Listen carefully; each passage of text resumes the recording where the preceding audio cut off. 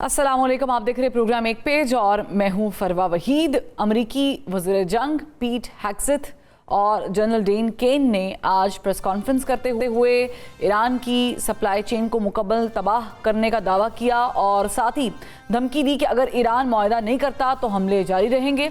उन्होंने बताया कि गुज़श्ता रोज़ ईरान के 200 मुख्तलिफ मकामात पर हमले किए और ईरान के अहम सनती और तहकीकाती मराकज़ पर हमले भी जारी रहेंगे।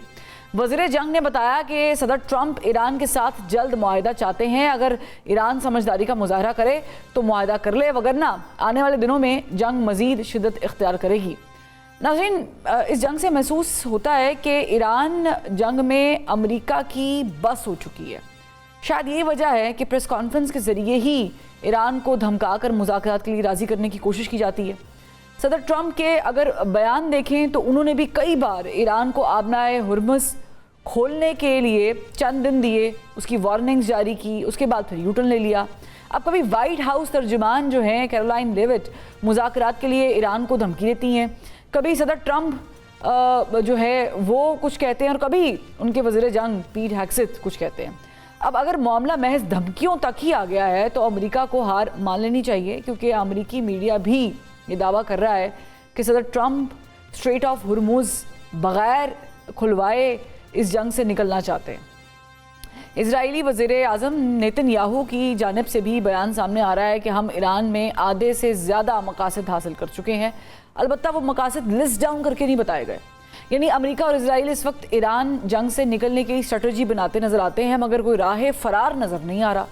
जबकि ईरान ना तो स्ट्रेट ऑफ हुर्मुज़ के लिए तैयार है खोलने के लिए और ना ही शिकस्त तस्लीम करने के लिए रेडी है, बल्कि ईरान वाज़े और दो टोक पैगाम में ये कह चुका है कि जंग बंदी का ऐलान हम करेंगे और ख़ित्ते में मौजूद अमरीकी अड्डों को बंद भी करना होगा। इस हवाले से पाकिस्तान की सालिसी में बातचीत तो हो रही है, मगर अभी कोई खातिर ख्वाह नतीजा निकला नहीं है। पाकिस्तान पूरी उम्मीद है कि वो ख़ित्ते में अमन कायम करने के लिए मुज़ाकरात कराने में कामयाब हो जाएगा। जहाँ एक जानिब आलमी सतह पर पाकिस्तान की सालिसी जारी है, वहीं अंदरूनी मसाइल को लेकर सियासी अदम इस्तेहकाम का बहरान भी मौजूद है। अगरचे पाकिस्तान तहरीक इंसाफ हुकूमत मुखालिफ तहरीक चलाने के लिए तैयार नहीं है और हुकूमत इस हवाले से बेफिक्र है फ़िलहाल तक तो, मगर इसके बावजूद हुकूमत और अपोजिशन का एक पेज पर ना होना मुल्क में कई बहरान पैदा करने का सबब भी बन रहा है।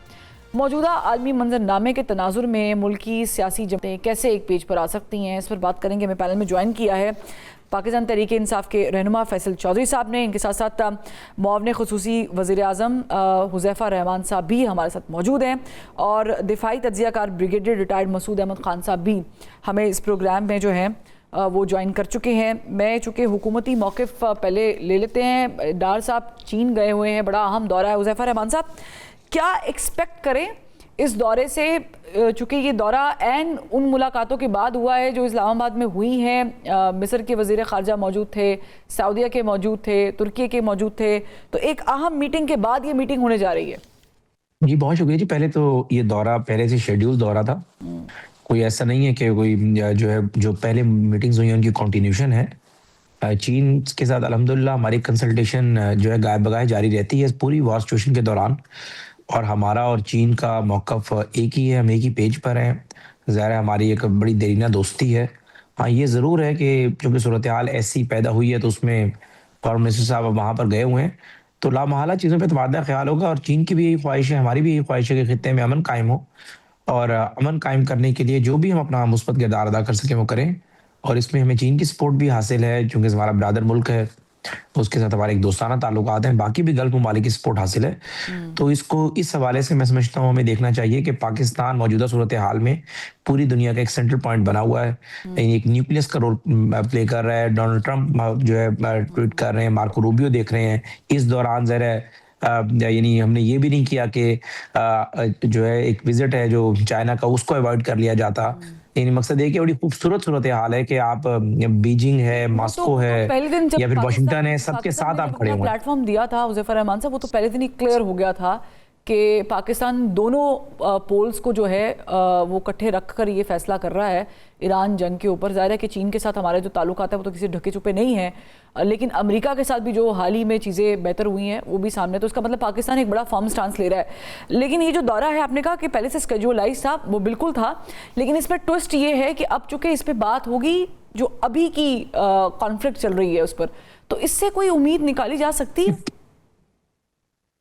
नहीं, देखिए, मैंने तो आपको पहले ही बात कही है कि चीन इसमें कोई बड़ा स्टेक होल्डर तो नहीं है। चीन का वही मौकफ है जो हमारा मौकफ है, और मौजूदा सूरत हाल में आपने मुझे बीच में टोक दिया पूरा अपना एक इंट्रो देने के चक्कर में। मैं वही बात कर रहा था, गुजारिश तो हमने मैं वही गुजारिश ये कर रहा था बड़ी हम्बली आपसे कि मौजूदा सूरत हाल के अंदर जिस तरह पाकिस्तान एक सेंटर पॉइंट बना, पिछले 7-8-10 दिनों की मैं बात कर रहा हूँ, डोनाल्ड ट्रंप ने जिक्र किया, हमारे रीट्वीट्स हुए, उसके बावजूद भी जिस तरीके से सऊदी अरबिया के साथ चीजें चल रही थी, चीन यानी बराह रास्त जो है वो सामने नहीं आया। यानी चाहे ईरान का मामला, वैसे चीन ने अपना नजर अपनी फॉरेन पॉलिसी का जरूर दुनिया के सामने रखा, लेकिन मौजूदा सूरत हाल के अंदर हमारा वहां का दौरा कर लेना, ये मैं समझता हूँ कि पूरी दुनिया को एक मैसेज जाएगा कि हम सारे एक पेज पर है, उसी चीज की कंटिन्यूटी चल रही है। क्योंकि जब इस तरह की सूरत हाल होती है, बेशक आप जितनी भी करीबी हो, लेकिन जाहिर है चीन दुनिया की दूसरी सुपर पावर है, चीजें जरा पेचीदा हो जाती है। लेकिन मैं समझता हूँ कि पाकिस्तान ने बहुत कुछ गेन किया है। यानी जो भी ममालिक हैं, यानी एक तरफ अगर अमेरिका कह रहा है कि आप हमारी सालसी करा दें, तो चीन हमारा दूसरा जो हमारा दोस्त मुल्क है वो हमें जो है पूरा प्लेटफॉर्म मुहैया कर रहा है कि आपका जो फैसला होगा उसके पीछे हम खड़े होंगे। नहीं, देखिए, ये तो डोनाल्ड ट्रंप ने जाहिर अगर हम पर एतमाद किया और बाकी जो है ईरान ने हम पे एतमाद किया, तो जरा जब आप दो फरीकैन एतमाद करते हैं तभी होता है ना कि आपको सालिस मान रहे हो। कुछ नहीं भी कहा था, नहीं कुछ नहीं भी कहा, मुमकिन है कि क्योंकि ये बात बड़ी हसास है, जो कि पाकिस्तान की फॉरेन पॉलिसी से मुतालिक है, और अमेरिका एक सुपर पावर है। मैं कोई ऐसा कमजोर स्टेटमेंट नहीं देना चाहता जिसका असर मेरे मुल्क पर पड़े, लेकिन ये जरा खामोश पैगामात ही होते हैं ना। अगर ईरान हमारे यानी आप कह रहे हैं कि अगर चीन का दौरा मुलतवी नहीं किया गया, हमारा जिक्र कर रहे हैं, मतलब है कि प्रेशराइज नहीं किया गया, पाकिस्तान उस तरह प्रेशराइज है भी नहीं और लेगा भी नहीं। फैसल चॉइस साहब, अब जाहिर है कि ये वो मौका है ना हम कभी मुलतवी करते हैं, लेकिन ये जरूर है कि जरा जितना मौजूदा सूरत हाल है, डोनाल्ड ट्रंप ने विजिट करना था चाइना का, वो जरा रीशेड्यूल हो गया। लेकिन ये इस बात की गमाजी करता है, या ये दौरा आप इसको अगर वन लाइनर लें कि पाकिस्तान और चाइना जो कुछ भी मशरिक़ वस्ता में हो रहा है, अमेरिका और इसराइल और ईरान वॉर की हवाले से, उसमें पाकिस्तान और चाइना एक पेज पर है। ये अहम किरदार है। बिल्कुल बिल्कुल। फैसल चॉइस साहब, ये हमने समझा है कि पाकिस्तान ने, जैसे कि हुज़ैफा रहमान साहब चूँकि हुकूमती नुमाइंदगी कर रहे हैं, कि कोई प्रेशर भी नहीं है, दौरा मुलतवी भी नहीं किया, चीन अपना यार है, वहाँ पर जाएंगे, कुछ चीज़ें डिस्कस होंगी। ज़रा खत्ते में चीन का भी स्टेक मौजूद है, उनकी डिप्लोमेसी करने का तरीकाकार मुख्तलिफ है। आपको क्या आउटकम नज़र आ रहा है? क्योंकि आज जब हम बात कर रहे हैं, प्रेस कॉन्फ्रेंस हुई अब से कुछ देर पहले, हमने देखा जो वज़ीरे उनके जंग हैं और जो जनरल डेन केन है, उन्होंने बड़ी ब्रीफली बताया। ऐसा लग रहा है कि शायद ये बात तय नहीं हुई थी कि जब मुज़ाकरात चल रहे होंगे तो फिर आपने बम नहीं गिराने। अमेरिका अपना काम कर रहा है। देखिए, इस वक्त जो सिचुएशन है ईरान की और इसराइल और अमेरिका की, इसराइल और अमेरिका की जो लीडरशिप जिन्होंने ये ईरान पे वॉर वेज किए है, उनका ज़ाहिर पॉलिटिकल जो इसकी कीमत है वो भी उनको चुकानी पड़ेगी, क्योंकि जो इस वक्त रेजिस्टेंस है ईरान की वो काफ़ी हद तक इन स्पाइट ऑफ के उनका बहुत नुकसान हो गया है एरियल बॉम्बिंग की वजह से। लेकिन क्योंकि बूट्स ऑन द ग्राउंड नहीं है, तो दुनिया में ज्योग्राफी को जो शिकस्त देना है वो मुश्किल काम होता है। अनलाइक अफगानिस्तान या आप देखें कि लीबिया या दूसरी जगहों पे, क्योंकि अमेरिका ने इराक में अपने फौजी उतारे थे तो वहाँ पे हुकूमतें बदलना आसान था। लेकिन ईरान में ये चीज़ आसान नहीं है, क्योंकि आप वहाँ पे फौज नहीं उतार सक रहे हैं। और इस वक्त जो की यूरोपियन अलाइज है, यूएस के जो होते थे, फ्रांस है, यूके है, जर्मनी है या स्पेन है सबसे बढ़ के, उन्होंने अपनी एयर स्पेस भी देने से इनकार किया है। बिल्कुल। तो आज भी डोनाल्ड ट्रंप का मैं ट्वीट पढ़ा था, तो फ्रांस के ऊपर कोई ही वाज नॉट हैप्पी। तो जो प्रॉब्लम इस वक्त ये है कि बगैर सोचे समझे जंग लगा दी गई है, और इस जंग का जो है नुकसान अमेरिका को खलीजी ममालिक में उनकी जो पावर बेसिस थी उनकी सूरत में हुआ। खलीजी ममालिक जो के टिल्ट थे अमेरिका की तरफ, उनको हुआ है। पाकिस्तान की पोजीशन इस वक्त काफ़ी बेहतर है डिप्लोमेटिक फ्रंट के ऊपर, कि हम जो है एक ऐसी पोजीशन में हैं कि हमारी पोजीशन जो है वो तमाम ममालिक के दरमियान एक ब्रिज करने की है, which is a good thing. और इसी वजह से जो डिप्लोमेटिक एफर्ट्स हैं, ख़ासकर जो मिलिट्री इस्टेब्लिशमेंट है हमारी, जिनका ज़ाहिर अमेरिका के साथ एक बड़ा रास्त ताल्लुक है, आज से नहीं बहुत अरसे से है, तो इसका भी एक जो है सिग्निफिकेंस नज़र आती है। और जो ईरानी पॉलिटिक्स, जो इस वक्त रीजनल पॉलिटिक्स है, वो इम्पॉर्टेंट है पाकिस्तान के फ्यूचर के लिए भी, क्योंकि हम भी इसकी कीमत दे रहे हैं महंगाई की सूरत में। और ये जंग जितनी जल्दी ख़त्म हो हमारे लिए भी बेहतर है, खित्ते के दूसरे ममालिक के लिए भी बेहतर है, बांग्लादेश है, श्रीलंका है, क्योंकि जो हमारी तवानाई की ज़रूरियात है वो तो खलीजी ममालिक से ही पूरी होती हैं जी।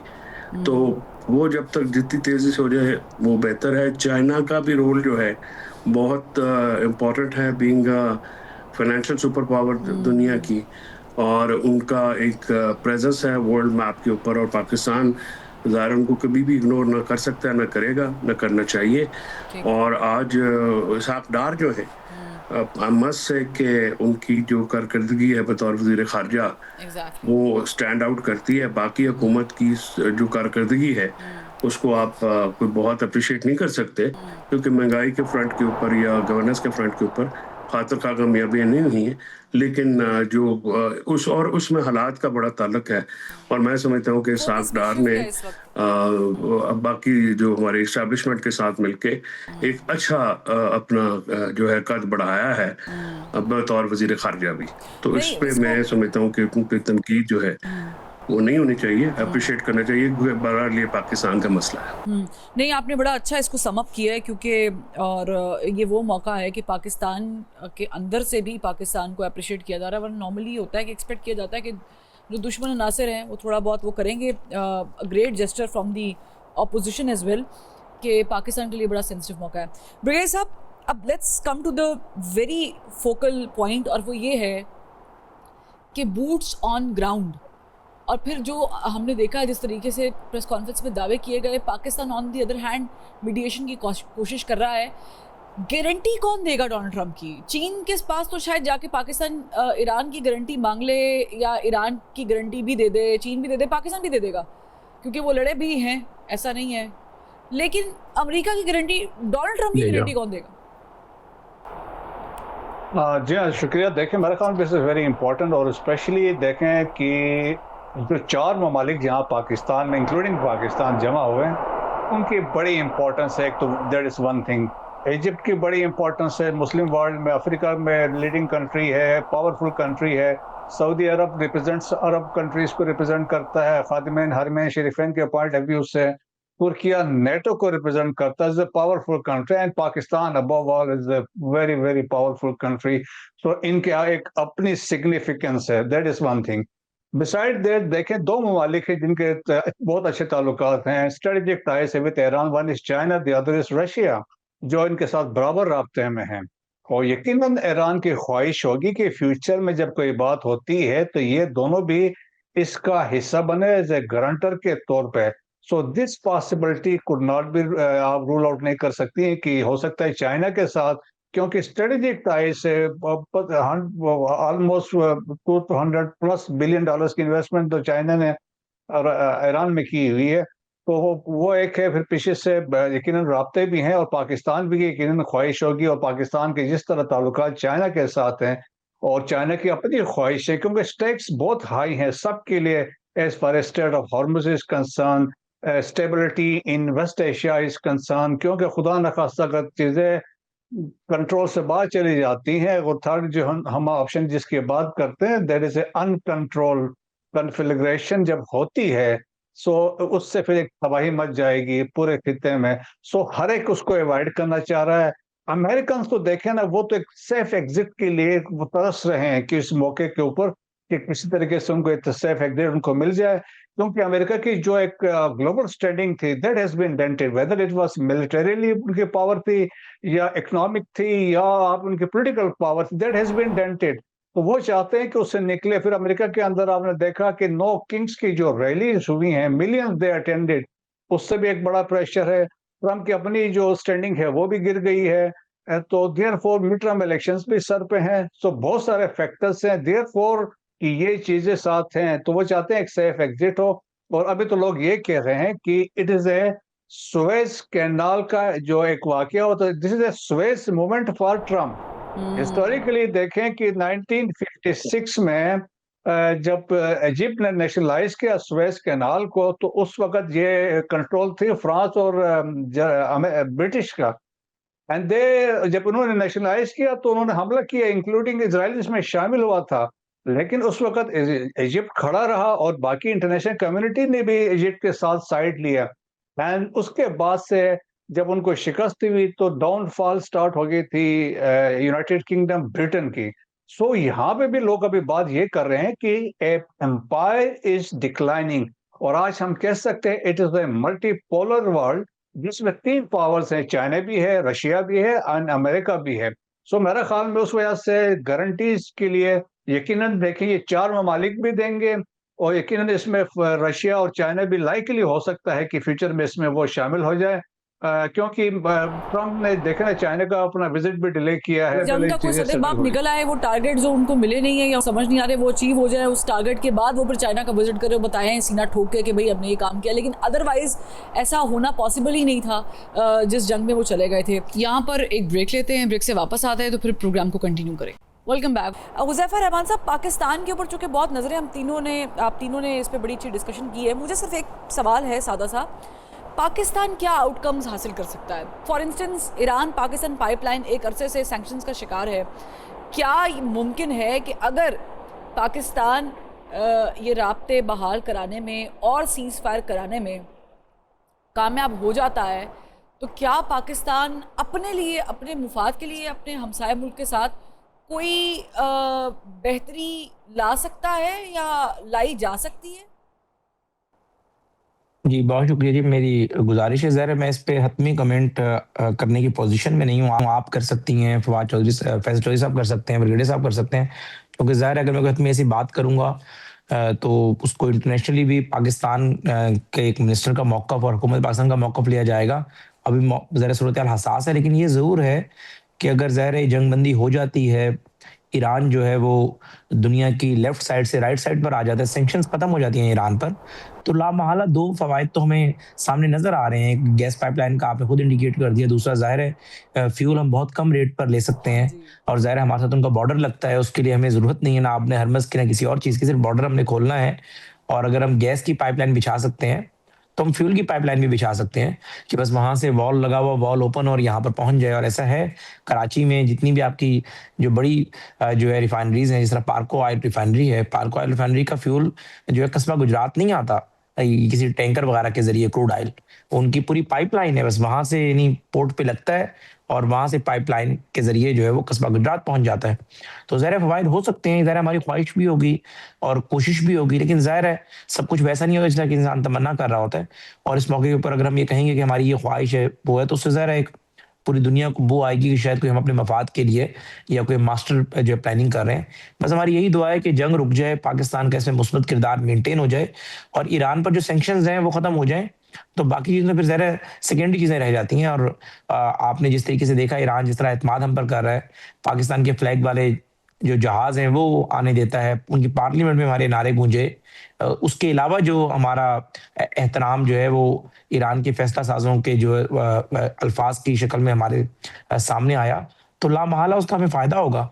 और अगर ईरान और इसराइल और अमेरिका का एक कन्फ्लिक्ट किसी न किसी स्टेज पे जाकर ख़त्म होता है, तो इसमें कोई शक नहीं कि खित्ते में ज़ाहिर है बाकी ममालिक भी हैं जो ईरान से अपना बॉर्डर शेयर करते हैं, उन्हें भी उसका फ़ायदा होगा। लेकिन ज़ाहिर है चूँकि हमारी एक जो है ग्रोइंग इकॉनमी है, हम तरक्की पजीर मुल्क हैं, बाकी ज़रा तरक्की याफ्ता ममालिक में शुमार होते हैं, चाइना है या रशिया है या इवन कि इंडिया भी है, तो ज़रा हमें उसका फ़ायदा हासिल होगा अगर ज़ाहिर है जो हमारे टारगेट्स हैं वो हम अचीव कर लेते हैं। फैसल चौधरी साहब, आपको लगता है पाकिस्तान ये कर पाएगा? देखिए करना तो डेफिनेटली चाहिए, इससे हमारी इकोनॉमी को जो है वो बड़ा बूस्ट मिलता है और हमारी इकोनॉमी बड़ी फ्रेजाइल है।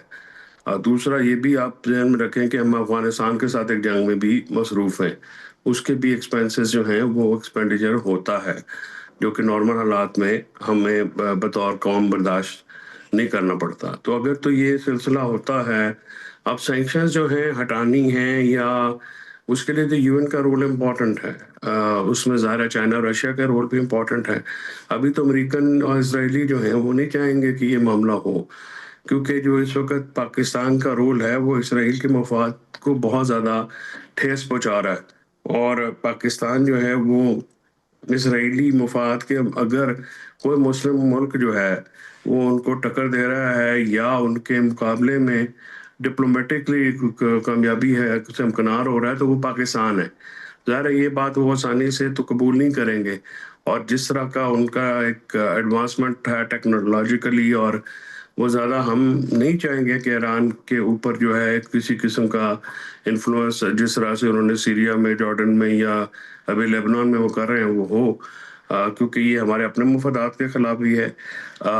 दूसरी जो एक TAPI Turkmenistan, Afghanistan, Pakistan, Iran gas pipeline थी, वो भी उसमें अब अफगानिस्तान और जो है वहाँ से हो के वो इस साइड पे आनी है। तो ये जो पाकिस्तान ईरान की जो पाइपलाइन है, ये सिर्फ सिंगल वे नहीं है, ये डुअल वे है। ये यहाँ से भी इस पे गैस इंफ्रास्ट्रक्चर डेवलपमेंट ड्यूटी भी जो है वो लगाई गई थी हुकूमत पाकिस्तान की तरफ से। तो अभी गैस की शॉर्टेज भी बहुत है। तो ये चीज़ें तो आप देखें, जब भी जंग लगती है किसी रीजन में, उसके कुछ ना कुछ आफ्टर मैथ्स आते हैं, और उसमें लेकिन ज़ाहिर है लेकिन वो क्या लोग पाकिस्तान भी ये करने की पोजीशन में आएगा जब वो it's all about give and take? Definitely Pakistan इस पोजीशन में तो है, लेकिन देखिए ना, ये चीज़ें हमारे लिए ज़रा इसलिए है कि हमारी इकॉनमी बड़ी फ्रेजाइल है, हम कोई इंडिपेंडेंट फैसले ले नहीं सकते। और इसी तरह ईरान की इकॉनमी बड़ी फ्रेजाइल है, वहाँ पे तो बिल्कुल ही वहाँ पे ऑयल राशनिंग जो है वो बड़े अरसे से हो रही है, तो वहाँ की क्योंकि सैंक्शंस की वजह से।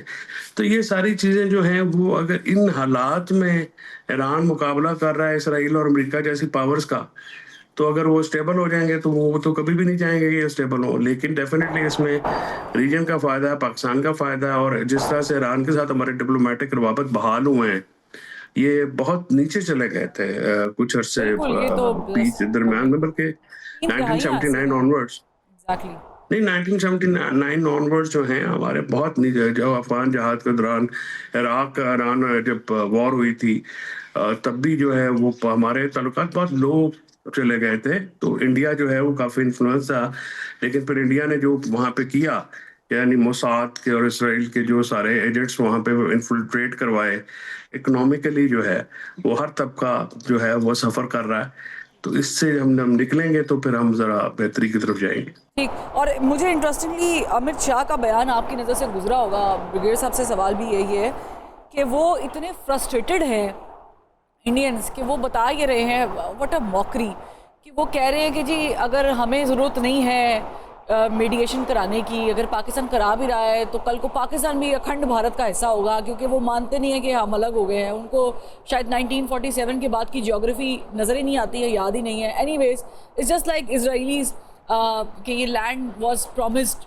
सम 3000 years ago. Anyways, so India में और इसराइल की जो थिंक टैंकर्स हैं वो शायद यही सोच रहे हैं, थिंक टैंक्स के ऐसी ही हमारी आइडियोलॉजी और सिमिलर है, that is why they are fatherland and that is motherland. Anyways, but brigadier साहब, हमने बोर्ड पीस में अपना हिस्सा डाला, और अभी रिसेंटली अगर आप कल की खबर देखें, बल्कि आज सुबह जब हम अपने अपने घरों से निकल रहे थे, एक बड़ा ही लीथल किस्म का लॉ पास किया गया है, दैट इज़ अगेंस्ट पैलेस्टीनियंस, जिसमें डायरेक्ट डेथ पेनल्टी है, एग्जीक्यूशन किया जाएगा। वो ज़ाहिर है उनके पास चॉइस ही होगी कि whether to sit on electric chair और हैंग करने की। और 99% जो मिलिट्री कोर्ट में केसेस पैलेस्टीनियंस के गए हुए हैं, उनमें उनके पास तो हक़ राय दही इस्तेमाल करने की है ही नहीं कि वो अपना कोई वकील या कुछ कर सके। इतनी बड़ी वॉर के बीच में आप नहीं समझते कि पाकिस्तान इस पर भी बात कर सकता है? इट इज़ मिसिंग आउट कि वहाँ पर क्या हो रहा है। जी हाँ, यकीन है पाकिस्तान देखिए ये बोर्ड ऑफ पीस एक्टिव होगा, क्योंकि अभी तो वो बैकग्राउंड में चला गया है। सारी कंसंट्रेशन आप देखें ना कि दुनिया में बाकी सारे वाकयात बैकग्राउंड में हैं, सारी कंसंट्रेशन ईरान वार पे है, और therefore board of peace effective होगा, लेकिन पाकिस्तान ये सारी चीजें पॉइंट आउट करेगा। और पाकिस्तान, दैट्स वाई हम ये कह सकते हैं जब दुनिया में इतनी सारी डेवलपमेंट हो रही थी तो Pakistan can not be A by standard कि वो देखते रहे दुनिया में क्या हो रहा है। इवन इसमें जहां पर जब पाकिस्तान अपना रोल अदा कर रहा है एज ए मीडिएटर के तौर पे उभर आया है, और पाकिस्तान की एक्नॉलेजमेंट ईस्ट वेस्ट में सब में है, अमेरिका भी है, ईरान भी, सब मानते हैं, ट्रस्ट है। That is the most important thing, trust है। सिमिलरली ये बोर्ड ऑफ पीस में आप देखें कि इंपॉर्टेंट मुस्लिम कंट्रीज भी हैं और उन सब में मोस्ट इंपॉर्टेंट इज पाकिस्तान। सो पाकिस्तान की बड़ी वेटेज होगी। और आप देखें ना जिस तरीके से वी हैव एमर्ज, आप एक आपका जियो स्ट्रेटेजिक प्रोफाइल इतना हाई आप ऊंचा हो कह रहे चुका हैं है कि वो कि आप- एक्टिव नहीं है, बट उसकी जो पहली कुछ शराइत थी उसमें तो सबसे पहले सीज फायर ही था। जब ये बोर्ड ऑफ पीस बना था और वो जो 20 निकात आए थे तो उसमें तो कोई इम्प्लीमेंट हो ही नहीं रहा ना टेक्निकली। नहीं नहीं, हाँ बिल्कुल आप सही कह रहे हैं, लेकिन उसमें यही होना था कि इम्प्लीमेंट होना था। ये जंग लग गई है, वरना उसमें पहले यही था कि एग्जेक्टिव बॉडी ने बनना था, वो जो टेक्नोक्रेटिक सेटअप इन प्लेस होना था, और इसके बाद इंटरनेशनल स्टेबलाइजेशन फोर्स ने वहां पे जाना था। उसके ऑलरेडी सब कुछ चीजें फाइनलाइज हो चुकी थी। सिंस अभी देखे प्रायोरिटीज चेंज हो गए फॉर द टाइम बीइंग। लेकिन जो जहां तक आप कह रही हैं कि जो रूल्स पास हुए हैं या डिसीजन हुआ है, मेरे ख्याल में दिस हैज बीन, अभी जिस तरह मैं देख रहा था कि यूरोपियन यूनियन में बहुत सारे ममालिक ने इसको कहा कि ये ठीक नहीं है, this is against human rights की, उन्होंने कहा वायलेशंस की बात हो रही है।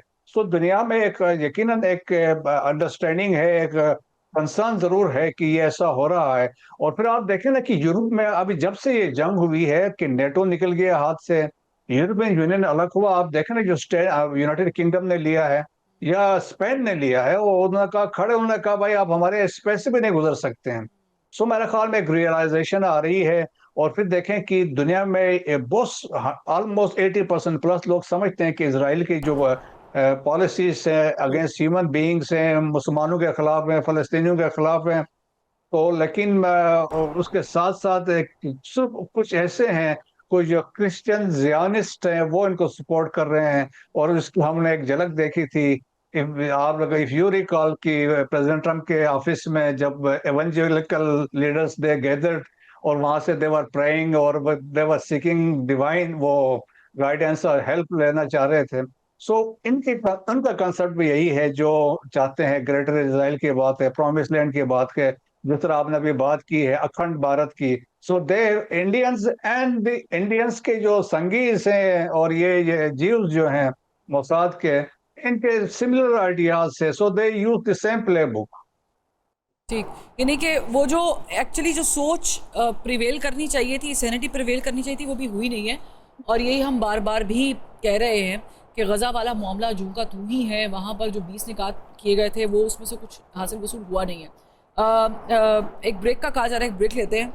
फैसल चौधरी साहब बहुत शुक्रिया ज्वाइन करने के लिए, उज़ैफा रहमान साहब बहुत शुक्रिया, ब्रिगेडियर साहब अलबत्त हमारे साथ रहेंगे। ब्रिगेडियर साहब से मजीद सवाल एक ब्रेक के बाद करेंगे और क्विकली वापस आते हैं। Welcome back. ब्रेक के बाद हमारे साथ ब्रिगेडियर रिटायर्ड मसूद अहमद खान साहब तो मौजूद हैं ही, डॉक्टर मारिया सुल्तान साहिबा ने हमें ज्वाइन किया है। डॉक्टर साहिबा, ये जो अभी सिनेरियो है, वॉर सिनेरियो, जिसमें हम मेडिएशन करने की कोशिश कर रहे हैं, लेकिन क्या आप समझती हैं कि पाकिस्तान ये करने में कामयाब भी हो जाएगा और पाकिस्तान को इन रिटर्न क्या मिल सकता है या क्या पॉसिबिलिटी है? देखिए, पाकिस्तान के अलावा इस वक्त खित्ते के पास ना कोई चॉइस है, ना अमेरिका के पास कोई चॉइस है, ना ही ईरान के पास कोई चॉइस है, क्योंकि जो मंजरनामा है वो कुछ ऐसा है। यूरोप और नेटो जो है इस जंग के अंदर किसी सूरत दाखिल नहीं होना चाहते और किसी भी फेज के अंदर। साथ ही साथ वो अमेरिका के साथ अलाइड है, चाहे वो कहें या ना कहें। अभी भी दफाई सतह के ऊपर और सफारती सतह के ऊपर नेटो के जरिए वो एक दूसरे के साथ लाजिम व मलजूम हैसियत के तौर पर मौजूद हैं, चाहे जो भी सिग्नलिंग है। दूसरी तरफ जो खित्ते के अंदर बाकी ममालिक हैं जैसे हिंदुस्तान, UAE, इसराइल, ये एक दूसरे के डिफेंस और सिक्योरिटी पार्टनर्स हैं। तीसरी तरफ सऊदी अरेबिया और जितनी गल्फ स्टेट्स हैं वो एक तरह से डिफेंस रिलेशनशिप में हैं अमेरिका के साथ भी, और ज़ाहिर है अमेरिका के साथ जब इस रिलेशनशिप में है तो बाकी जो उनके सिक्योरिटी कॉरिडोर के मेंबर्स हैं उनके साथ भी उनके जो है एक इम्प्लिकेशन है जंग की। लेबनान और ओमान और हुतीज जो है यमन जो है वो ईरान की तरफ खड़े हुए हैं। और तीसरी तरफ जो है जो बड़ी दो पावर्स हैं जिसमें एक रूस है और दूसरी चीन, दोनों जो पावर्स हैं वो इस वक्त जो है स्टैंड बाय मोड के अंदर है, यानी उनको भी एक तरह से एक तरफा देखा जाता है, उनको एक न्यूट्रल ऑप्शन के तौर पे नहीं देखा जा रहा। तो ऐसी सूरत हाल में पाकिस्तान का जो किरदार है और उसके साथ साथ पाकिस्तान की निस्बत और फिर पाकिस्तान का जो दफाई कैपेसिटी है और जो कमर्शियल कैपेसिटी है और किसी मुल्क के पास हासिल नहीं है। हमें क्या हासिल होएगा इसके बाद? एक तो पहली बात तो ये है कि जो चीज़ किसी ने सोची नहीं थी वो ये कि इस वक्त जो इस खित्ते की डिफेंस सिक्योरिटी आर्किटेक्चर है उसमें पाकिस्तान एक बहुत नुमाया किरदार के साथ उभर रहा है। इससे पहले ये सोचा भी नहीं जा सकता था कि पाकिस्तान, सऊदी अरेबिया, तुर्की और जो मिस्र हैं वो एक सिक्योरिटी डायलॉग का या एक ट्रांसफॉर्मेटिव एलिमेंट को एक तरह से एक हकीकी मायनों में अपनी जामा पहना सकेंगे और उसके बाद अपनी दफा की बात करेंगे बगैर किसी सुपर पावर के। और उसके साथ साथ ईरान भी बातचीत कर रहा है आपसे। सो अगर चाहे ये चारों वज़राए ख़ारजा आए, ये सारे चारों वज़राए ख़ारजा अमेरिकन और चीनी और रूसी जो तीनों सुपर पावर्स हैं उनके नुमाइंदों के बगैर ये मुज़ाकरात हुए। तो ये पहली दफ़ा एक रीजनल अलायंस है जो जा रहा है। दूसरी बात जो सबसे अहम है वो ये कि सारे ममालिक एक दूसरे के नेबर्स हैं। सो इसका मतलब ये है कि अगर स्ट्रेट ऑफ हॉर्मज़ के अंदर से कोई भी तिजारत होगी, जैसे कि पाकिस्तान को जो फर्स्ट कंसेशन दी गई है वो जो 20 आपके पास आप ये कह सकते हैं जो 20 ट्रांसशिपमेंट शिप्स हैं उनको अलाउ किया गया है कि पाकिस्तान फ्लैग कैरियर्स की। ये एक छोटी बात नहीं है। इससे पहले जितनी भी ट्रांसशिपमेंट थी वो यूएई के पास थी, वो बाकी गल्फ कंट्रीज के पास थी और आपका लाइक कराची का नाम कहीं मौजूद ही नहीं था।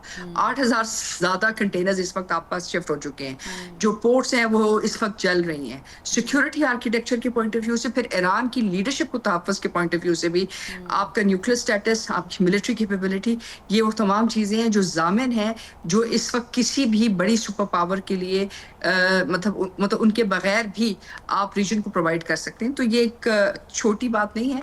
Pakistan has emerged as a security and an economic pillar for this region. और इसके साथ ज़रा पाकिस्तान के पास एक गोल्डन चांस ये भी है कि वो एक पोर्ट के साथ दूसरी पोर्ट यानी गवादर पोर्ट जो है उसके ऊपर भी काम कर सकता है। बड़ी गोल्डन अपॉर्चुनिटी है। बट ब्रिगेडियर साहब, ट्रांसशिपमेंट हब बन सकते हैं। जी बिल्कुल हो सकता है। बट लेट्स से कि it's just a matter of time, but it depends on time and also कि हम उसको परस्यू कैसे करते हैं। ब्रिगेडियर साहब, लेट्स से कि if it ends, if the war ends, how do you see it ending without Strait of Hormuz opening on American will या with the will? जी हाँ, मेरा ख्याल में अल्टीमेटली देखे कोई ना कोई लाएमल तय करना होगा और स्पेशली ये जो 4 कंट्रीज थे या रशिया और चाइनीज़ की इन्वॉल्वमेंट होगी। क्योंकि देखें कि लाइकली ये है, जिस तरह मैं पहले बता रहा था, it is a Suez movement वाली बात है। अगर ये नहीं खुलवा सकता है और किसी भी तरीके से, चाहे वो वार के साथ विद मिलिट्री एफर्ट के साथ, it is out of question. क्योंकि इसमें से जो इसके इम्प्लिकेशंस होंगे वो बड़े सीरियस होंगे, तो वो मुमकिन नहीं है और वो खुद ये समझते भी हैं। और सेकंड ये है कि अगर ये ऐसा किए बगैर ये निकल जाते हैं तो ट्रम्प के लिए तो it will be all over. क्योंकि उसके बाद उसको कोई स्टैंडिंग अमेरिका के अंदर रहेगी नहीं। और जिस तरीके से ब्रिटेन की मैं बात कर रहा था 1956 में सुएज कैनाल के ऊपर जो उनके साथ हुआ, उसके बाद से जो 200 साल तक उन्होंने हुकूमत की दुनिया में, और जो पौंड की वैल्यू थी, जिस तरह अभी इस पर आर्टिकल्स भी आए हैं, वो वैनिश हो गई थी। इसी तरह अमेरिका के हालात भी वही होंगे। सो मेरा ख्याल में इसमें इट्स वेरी इंपॉर्टेंट कि अमेरिका स्टैंड कहाँ पे करता है। लेकिन अब जिस तरह भी आज पीट हेग्सेथ की हम देख रहे थे, चेयरमैन की, जनरल डैन केन की देख रहे थे, कोई सॉलिड बात तो कोई नहीं थी कि हम ये कर देंगे, हम वो कर देंगे, लेकिन कोई ग्राउंड पर नहीं है। धमकियां थी। लेकिन आप देखें कि दुनिया मानती है, द थिंक टैंक्स अमेरिका के अंदर मानते हैं, द लेवरेज जो है, और बहुत great leverage that is with Iran. और साइमल्टेनियसली देखें, they are controlling the choke points. Not only strait of Hormuz की हम बात करते हैं, बाब अल मंदाब भी देखें, 3 दफा हौती इसने स्ट्राइक्स, अभी मिसाइल्स और ड्रोन्स फायर कर दिए हैं। सो दुनिया की entire economy is totally no control by Iran. आप देख लेना कि एक ईरान आउट ऑफ नोवेयर जिसको अंडर एस्टिमेट कर रहे थे, ईरान इज कंट्रोलिंग और उसका अपना इन्फ्लुएंस शो कर रहा है। सो मेरे ख्याल में it is a serious setback है अमेरिका के लिए। सो देयरफॉर दैट्स व्हाई कि उनकी कोशिश है कि इसमें कोई एक डील हो जाए और इसमें कोई ऑनरेबल एग्जिट के लिए वो they are looking for. Lastly दोनों से एक ही सवाल है और वो ये है कि इफ़ गॉड फॉरबिड अमेरिका जो है वो बूट ऑन ग्राउंड प्रैक्टिस करने के लिए कोशिश करता है, जो कि कर भी रहा है, तो कौन सा रास्ता आपको लगता है कि would be appropriate for them, और क्या ये इतना आसान है टू इन्वेड ईरान? ये आप देखें, मेरा ख्याल मैं बता सकता हूँ इसमें ऑप्शंस तो हैं कि चले खरक आइलैंड पे है, क्योंकि जो ट्रुप्स आ रहे हैं, मेरीन्स भी आ रहे हैं, 82nd एयरबोल्ट डिवीजन का एक ब्रिगेड आ रहा है, 10,000 प्लस भी आ रहे हैं, ऑलरेडी 50,000 इधर हैं। This is one thing. Second, there are 7 important islands in Persian Gulf है, अबू मूसा है, तब लेसर एंड ग्रेटर है जो डिस्प्यूटेड है यूएई, उस पे है, लरक है, और इसके बाद हार्मुस है, और एक और भी है। इसको ये ऑक्युपाई कर सकते हैं, या वो स्ट्रेट ऑफ हॉर्मुज का जो नदरन शोल्डर है जहां ईरान के प्रेजेंस है, उधर ट्रुप्स उतार सकते हैं। इसके अलावा इस्फहान पे रेड हो सकता है, क्योंकि वहां पे जो इनरिच यूरेनियम है। So these are the possibilities, ये हो सकता है। लेकिन सवाल ये है कि अगर करेंगे तो it will have serious implication, massive casualties होंगी। क्या अमेरिका तैयार है बॉडी बैग्स रिसीव करने के लिए बैक इन अमेरिका? मेरा ख्याल में बहुत मुश्किल होगा, क्योंकि जिस तरीके से खरक आइलैंड को जिस तरह डिफेंसिव पोजीशन ली है ईरान ने, या एल्सवेयर में तैयारियां जिन्होंने की है, मेरा ख्याल में बहुत मुश्किल काम होगा। इट इज सॉर्ट ऑफ, आप देखें ना, इनकी हिस्ट्री भी आप देख लें कि पास में वियतनाम हो, अफगानिस्तान है, इराक आप देख लें, वहां पे इनके साथ मुश्किलात पेश आए। So it will have serious implication.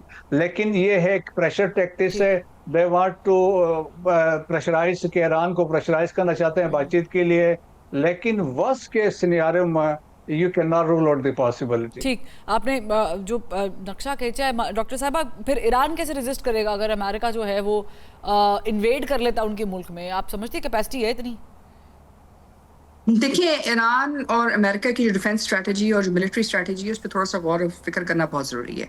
America जो है बहुत तेज़ रफ्तार, स्विफ्ट प्रिसिशन गाइडेड जंगें लड़ने की उसको आदत है, और बहुत लंबी जंगें भी वो लड़ लेता है। ये जो अंडरस्टैंडिंग है कि शायद अमेरिका बहुत अरसे तक जंग नहीं लड़ सकता, अमेरिका बड़े अरसे तक जंग लड़ सकता है, ये एक रियलिटी है कि अमेरिका ये जंग लड़ भी सकता है। और अमेरिका नहीं बेच सकता ना, वो वाला जो पहले बेचता था या देखिए, हमारे स्टूडेंट की बात नहीं है, उनका प्रॉब्लम बहुत बड़ा है, हम उस प्रॉब्लम को समझ नहीं रहे हैं। देखिए, अमेरिका इस वक्त, उसकी इकोनॉमी में आपको कौन सी चीज अमेरिका नजर आती है? हाँ जी, अमेरिका की जो इकोनॉमी है वो सारी की सारी ऑयल ट्रेड के साथ लिंक्ड है, और ऑयल ट्रेड की जो बुनियाद है वो अमेरिकन डॉलर के साथ है। सो जो एक्चुअल डील थी वो यही थी कि अमेरिकन जो है गल्फ का जो तेल है वो डॉलर्स में बेचेंगे, और उसके बाद जो बैन अवी तेल है जो गल्फ से निकलता है, तकरीबन 70% 80% जो भी उसके स्टेटिस्टिक्स आप दे दें, तो वो बेसिकली जो है अमेरिकन डॉलर्स में खरीदो फरोख्त होगी। और दूसरी तरफ उन्होंने कहा जी इसके मद्दे मुकाबल हम गल्फ की डिफेंस अब जो असल ट्रांसफॉर्मेशन आ रही है वो असल ट्रांसफॉर्मेशन ये नहीं है। असल ट्रांसफॉर्मेशन ये है कि ईरान ने सक्सेसफुली जो इस वक्त स्टेट ऑफ हॉर्मुज़ में जो शिप्स गुजर रही हैं, चाहे वो पाकिस्तान के जरिए गुजर रही हैं, चीन के जरिए या रूस के जरिए, वो सारी की सारी ईरान के टेरिटोरियल वाटर से गुजर रही हैं, और वो लेवी दे रही हैं इन युआन। इसका मतलब ये है कि जो स्ट्रेट ऑफ हॉर्मुज़ में अमेरिका का जो पॉइंट था वो खत्म हो गया। दूसरी अमेरिका की जो पॉलिसी थी वो सैंक्शंस पे बेस्ड थी, यानी कि अगर कोई उनके मुताबिक नहीं चलेगा तो वो उसको यूनिलैटरल यकतरफा सैंक्शंस लगा सकते थे। JCPO टॉक्स जो है सक्सेसफुल थी, अमेरिका ने सैंक्शंस लगाई, तो जो भी डील होनी थी ईरान को वापस नॉर्मलाइज करने में वो खत्म होगी। अब जो सबसे बड़ी इसमें जो मेरे ख्याल से जिस पे बातचीत बिल्कुल नहीं हुई है वो ये है कि जो अमेरिका ने बहुत खामोशी से जो ईरान के तेल के ऊपर सैंक्शंस थी और जो रूस के तेल के ऊपर सैंक्शंस थी वो दोनों उठा दी। वो क्यों उठाए? क्योंकि अब वो स्टेट ऑफ हॉर्मुज़ को कंट्रोल नहीं कर रहे हैं, ना ही वहां से जो ऑयल है वहां से उसको कंट्रोल कर रहे हैं। सो हमें ये समझने की जरूरत है कि जंग जारी रहेगी, लेकिन साथ साथ तिजारत का हुजम जो है उसमें इजाफा होता जाएगा, और जैसे जैसे तिजारत के हुजम में इजाफा होता जाएगा वैसे वैसे जो अमेरिका की वैलिडिटी ऑफ वॉर है, जो वैलिडिटी ऑफ आप कहेंगे ना कि जी विक्ट्री की तलाश है, उसमें कमी आती जाएगी। दूसरी बात ये कि ठीक है वो नीचे उतरते हैं, अभी उनके पास टोटल 20,000 एलीट फोर्सेस हैं। 20,000 एलीट फोर्सेस से आप एक 5 लाख की या 50 लाख की आर्मी का जवाब नहीं दे सकते, ये इम्पॉसिबल, मिलिटरीली इम्पॉसिबल है। और अगर पहुंच भी जाएंगे तो पहुंचने के बाद खाई ने वापस भी निकलना है ना, या उन्होंने वो जगह होल्ड करनी है। सो अगर आप प्लान करते हैं फॉर होल्डिंग अ स्पेस, जैसे वो कह रहे हैं कि हम कर्क आइलैंड को होल्ड करेंगे, तो उससे क्या होगा, उससे दोबारा जंग होगी। और अगर आप जंग करेंगे तो इसका मतलब है कि ज्यादा तेल जो है वो शिफ्ट करेगा स्ट्रेट ऑफ हॉर्मस में टू ईरान साइड, और अगर ईरान की साइड पे शिफ्ट करता है तो आप उसको खुलवाएंगे कैसे? देखिए, आप किसी चीज को डिस्टर्ब कर सकते हैं, खोलने के लिए आपको जंग रोकनी पड़ेगी, और अगर आप जंग रोकते हैं तो फिर आप अपनी ट्रूप्स को डिफेंड कैसे करेंगे? यानी कि इट्स लाइक इम्पॉसिबल। अभी जो कुवैत के अंदर जो अमेरिकन 81 82 डिवीजन के ऊपर अटैक किया गया, काउंटर अटैक ईरान की तरफ से, वो एक जो है बहुत इंपॉर्टेंट जो है मिलिट्री हिस्ट्री के पॉइंट ऑफ व्यू से, मिलिट्री वॉर के पॉइंट ऑफ व्यू से एक बहुत बड़ा चैलेंज है जो उन्होंने देखा है। और अगर इस तरह की सूरत हाल रहती है तो बहुत मुश्किल होगा for ground troops to actually capture control and declare victory. ठीक, और बहुत शुक्रिया डॉक्टर मारिया सुल्तान साहब मौजूद थी, ब्रिगेडियर रिटायर्ड मसूद अहमद साहब मौजूद थे, और जाते जाते चीन में बीजिंग में बेसिकली मुलाकात हो गई है डार साहब की, और बीजिंग और इस्लामाबाद का एक मौक़िफ़ सामने आया है। दोनों ने मुश्तरका तौर पर इस जारी जंग को रोकने के लिए सीज़ फायर पर जोर दिया है, और चीन और पाकिस्तान जो है उनका जो आयरन क्लैड ब्रदर्स तो कहलाते हैं, लेकिन ये भी साथ बताया गया कि हर हाल में स्ट्रेटेजिक शराकतदार हैं और रहेंगे, विच मीन्स क्लियरली कि जो मौक़िफ़ पाकिस्तान पेश कर रहा है, चीन उसमें शामिल है, चीन शामिल है तो रूस शामिल है, और रूस शामिल है तो इसका मतलब है कि अमेरिका को भी ये बात मालूम है कि now this war has to end somewhere, but how, when, which way, that is not decided yet. I hope कि ये चीज़ें जो हैं वो आने वाले हफ्ते तक कम से कम बेहतर हो जाएं और अल्लाह ताला सबके हक़ में बेहतर करे। इजाज़त दीजिए, प्रोग्राम का वक्त ख़त्म हो गया है, कल मुलाकात करते हैं। अल्लाह हाफ़िज़।